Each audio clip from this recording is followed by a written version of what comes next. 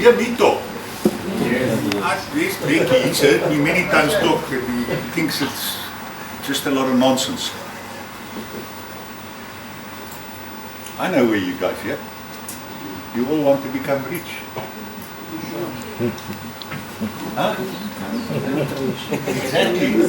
So why are you ashamed to say that? Who wants to be rich? Okay, no, you guys must leave. Please, because I'm going to waste your time. I don't want to talk to people who want to be rich. I want to talk to people who want to be wealthy. There's a big difference between being rich and being wealthy. You see, when you're rich, you have to continuously work for your money. Because as quickly as it gets into your bank account, it goes out. And you've got to work and work and work and work. But wealthy people get their money to work for them. So they sit back and they just watch their money working for them. Isn't that a far more cleverer thing to do? To be wealthy than to be rich. You see, I've got an example. If you walk and you haven't got shoes, you think people that have shoes are rich. Who owns his own house? Home? Who's got a house here? It belongs to you. Come. How big is your bond? 420,000. So why do you lie? It's not your house. And if you don't believe me, just stop paying it for 2 months. The real owner will come and knock on the door.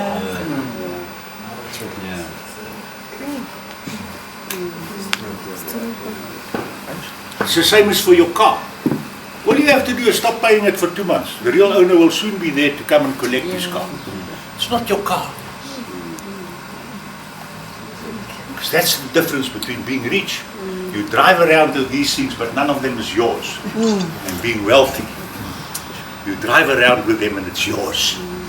Nobody can touch it. Doesn't matter what happens with the economy. His Anglo has got to sell its platinum plant to somebody else and they lay off 2,000 or 3,000 rand people and you one of those unfortunate things. It doesn't matter. Maybe you're not going to be able to buy food for a while, but if you've been clever and you are wealthy, you will have income streams. MMM. You're all aware of the fact that the Consumer Council in September last year already came out of the blue and they said they're investigating these 9 schemes which included MMM because they are Ponzi schemes. Now the first thing is the Act doesn't define a Ponzi scheme. Nowhere in the Consumer Protection Act will you find any section that defines or refers to a Ponzi scheme. Section 43 deals with this, and Section 43.3 talks about a pyramid scheme. Section 43.4 talks about a multiplication scheme. Section 43.5 talks about a chain letter scheme, and Section 43.6 talks about a scheme that the minister has declared to be a scheme in terms of Section 43.3, 4, 5. MMM is the only scheme that's got a face behind it. Who's seen the face of Mr. Mavrodi? Not one of these other schemes. You can go to where the Kippy has collapsed. Nobody hears about it. But there was never a face there. There's not a face in what's the scheme? Get Help or what? What is that? Or in Helping Dubai, or in Zawang.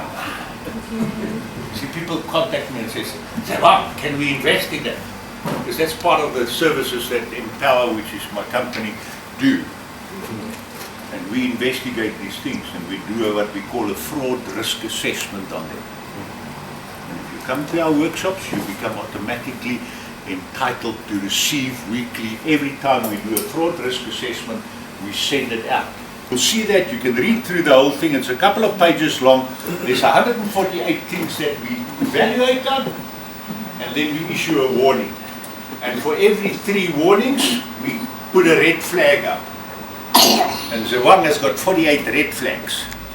So multiply that by 3 and then you will know how many warnings we have. The consumer and the media started catching on to that.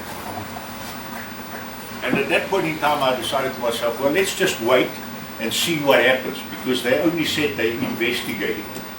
So we wrote a couple of letters to the National Consumer Council, in which we asked them to say, you know, tell us what is your investigation, maybe we can assist you. We never got one response.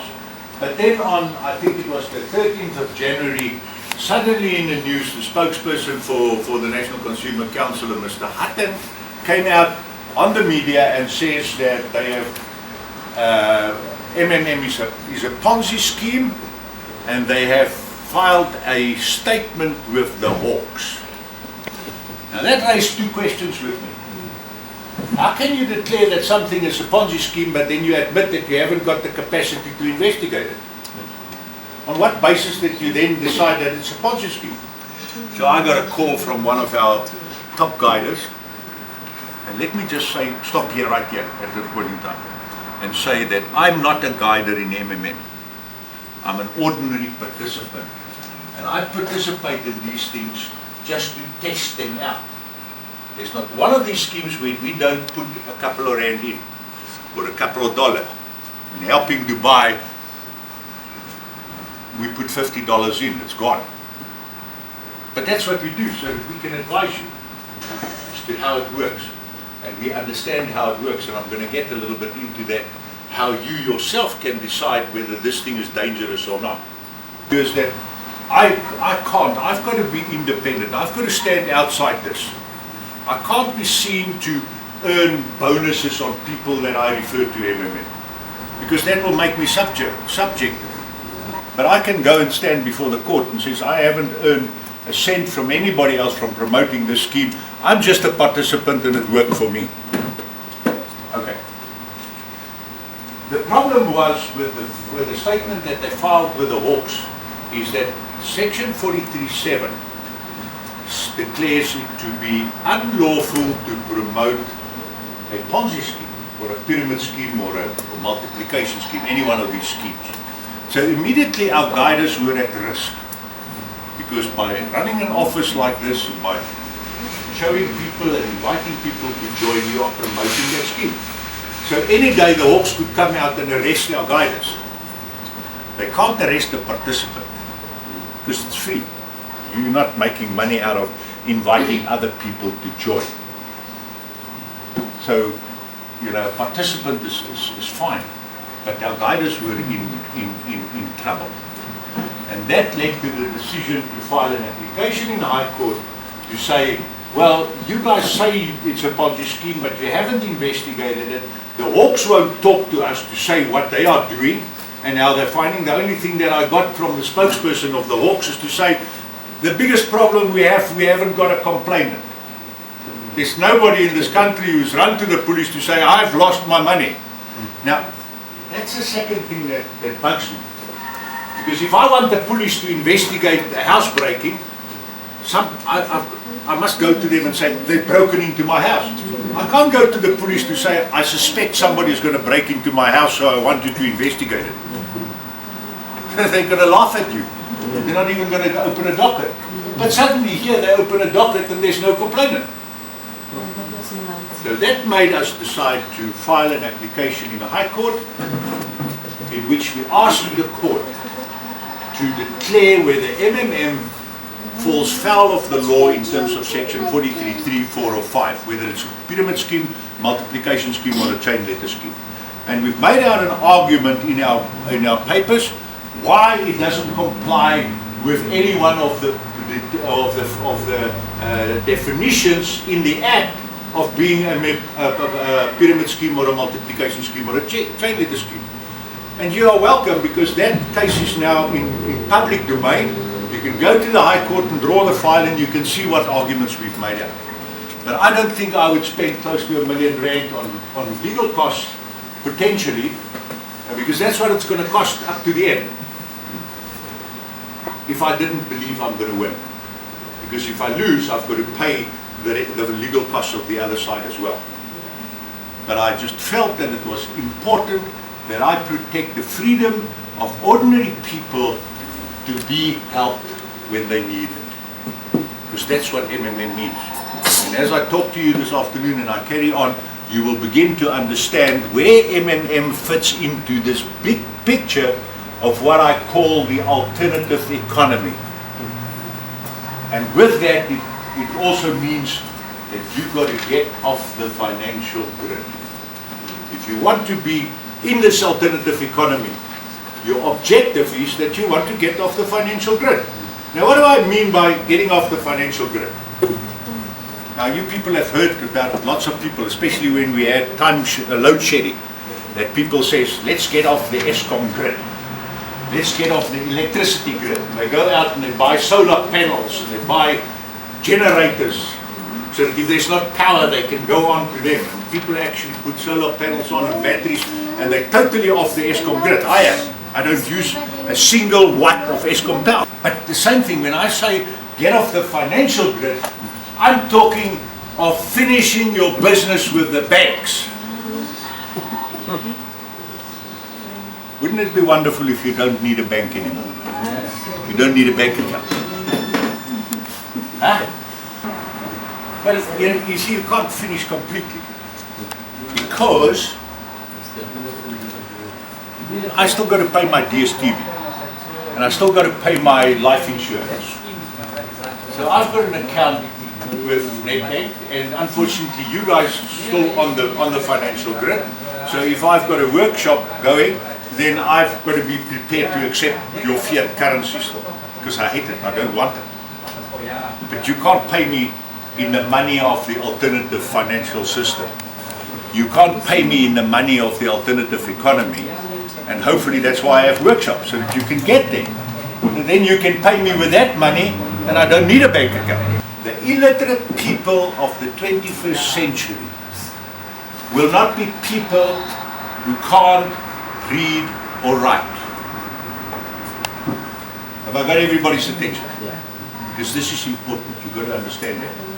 The people, illiterate people of the 21st century will no longer be people who can't read or write. It will be people who are unable to unlearn the lies that you've been conditioned to believe, and who are unable to discover the knowledge which you have been conditioned to reject. Do you get that? Yeah. Do you understand what I'm saying to you?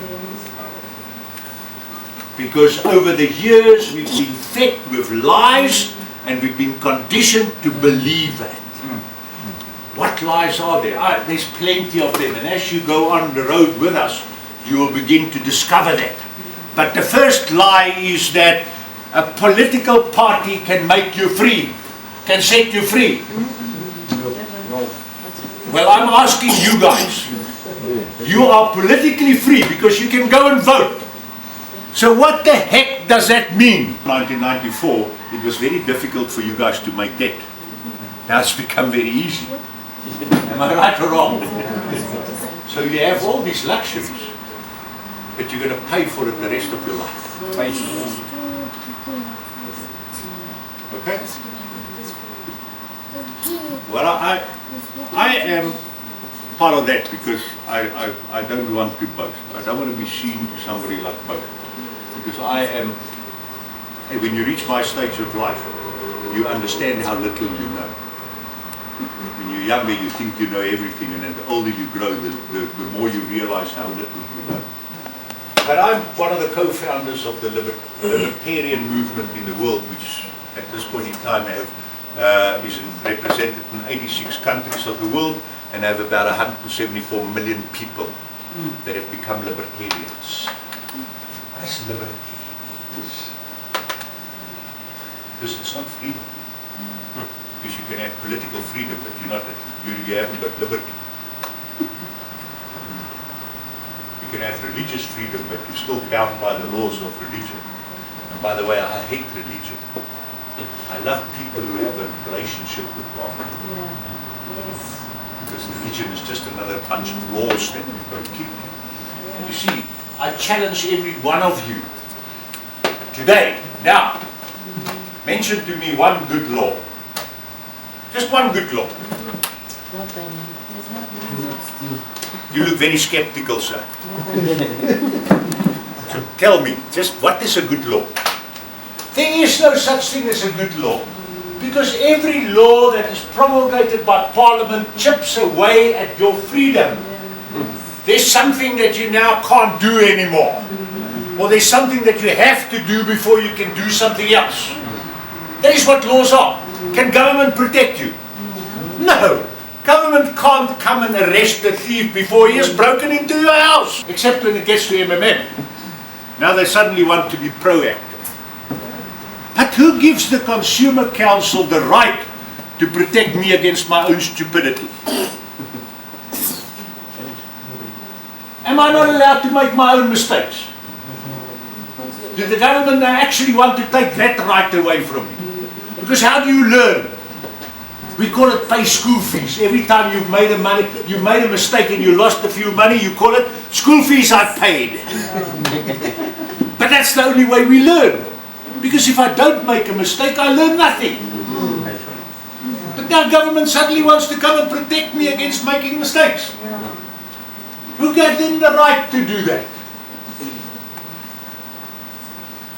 And hear me very carefully. I am not anti-ANC because that's the government. Or the EFF or whoever political party gets to power, it will be exactly the same.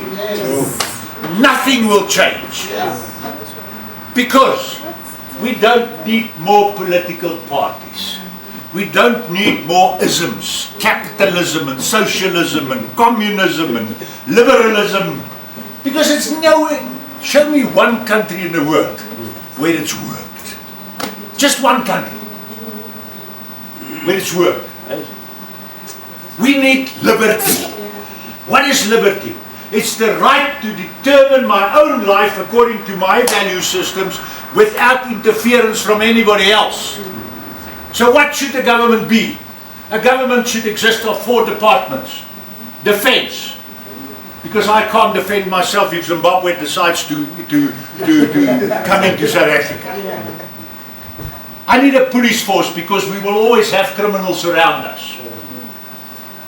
I need a health department because there will always be the poor amongst us who can't afford a hospital plan or a medical aid scheme. And there should be an education department. Nothing more. Because how dignified is it to go and stand in a SASSA office every month to beg the government to give you a few rand? Because the government's going to take its fair share back. The only problem is that of the total social welfare budget in South Africa, only 40% gets to the people who need it. 60% is swallowed up in offices and cars and petrol and salaries and wages and all sorts of nonsense. But you know what?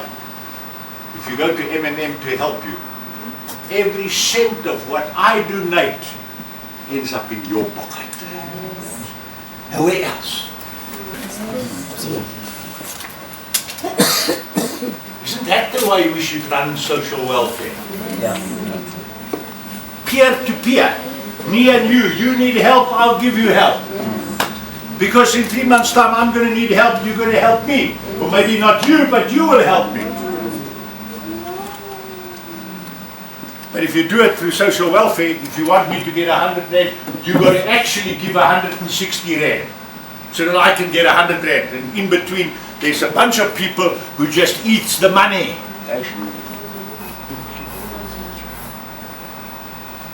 Now what is liberty?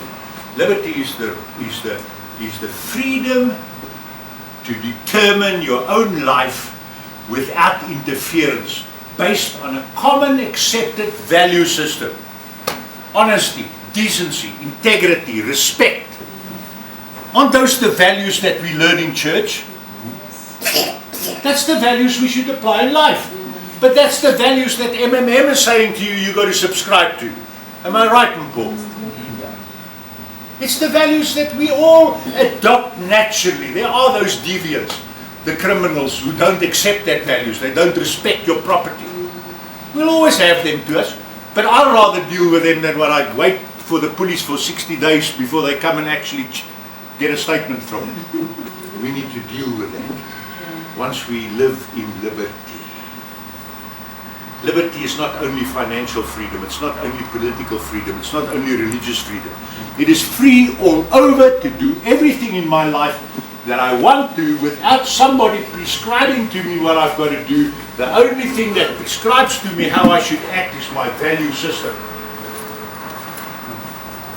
And if we have a proper education department and we allow our communities to determine to our churches what it is, what we've got to do, then we will teach our children. And if we have the financial freedom so that we don't have to chase money morning, noon and night, and we can actually spend time with our children, we can teach them these values. Yeah.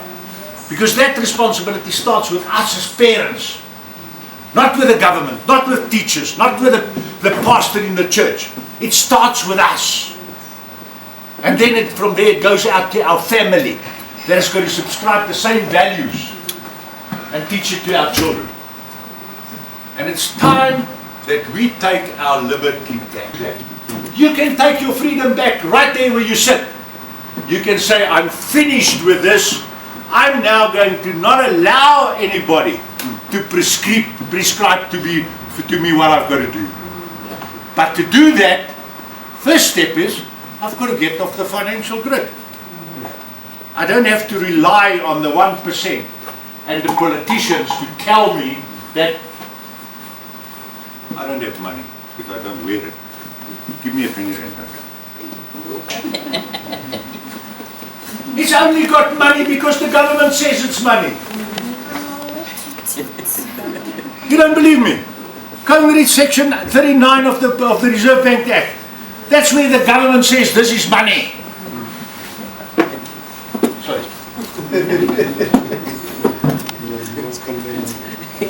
But in this alternative economy, people like you and me has decided, no. We don't trust that money. And you will understand later why we don't trust it anymore. So we have started our own money. And you know what? That money has grown in 6 years from 1 American cent for a coin to $454 for a coin this morning. Isn't it wonderful to have money like that? Oh, you see, he's already converted. What does financially smart people do? Financially smart people do 3 things. They protect their money. You better write it down. They protect their money. They multiply their money. And they create a number, I call it a multitude of income streams. I'm not dependent on one focus. There's still a lot of others where I'm getting money from.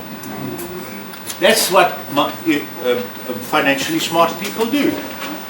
They protect their money against whom? The robbers. You don't have to be financially smart to protect your money from somebody stealing it. Sit next to you, you know that. You know that you've got to have a little safe where you put your cash in. Preferably you shouldn't have cash. But if you have cash, you put it into a safe. It makes it difficult for them. And you know what? How many people get robbed every day? Pardon? Plenty. Every day. You. Today, tomorrow, they rob you. The day after you. That's what I'm talking about. You get robbed now, and maybe in a year's time somebody robs you again, and then in 3 months' time somebody robs you.